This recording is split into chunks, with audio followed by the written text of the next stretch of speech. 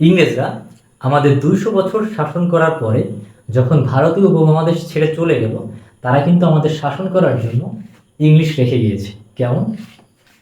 খেলোয়াড়ের দল আর team of players. হ্যাঁ, জিনিসটা অনেক সহজ হতো। নেকড়ের দল আর টিম অফ উলফস। না না, বাঙালিদেরকে এত সহজে ছেড়ে দেওয়া যাবে না। A pack of wolves. Okay, ঠিক আছে, নেকড়ের দল আ প্যাক অফ উলফস। সিংহের দল আ প্যাক অফ লায়ন্স। না, তাও না, a pride of lions, pride. Okay, ঠিক আছে, মেনে নিলাম। মৌমাছির ঝাঁক আ সোয়ার্ম অফ বিস। ওকে, সোয়ার্ম অফ বিস। পাখির ঝাঁক আ সোয়ার্ম অফ বার্ডস। না না, তাও না, আ ফ্লক অফ বার্ডস। তাহলে মাছের ঝাঁক কি হবে, বা একদল মাছের ঝাঁক, এটা কি হবে তোমরা সবাই কমেন্টে জানাও। আর ইংলিশকে যদি এভাবে আরো সহজে জানতে চাও তাহলে আমাদের পেজটিকে ফলো করে রাখতে পারো এবং আমাদের চ্যানেলকে সাবস্ক্রাইব করে রাখতে পারো। ধন্যবাদ।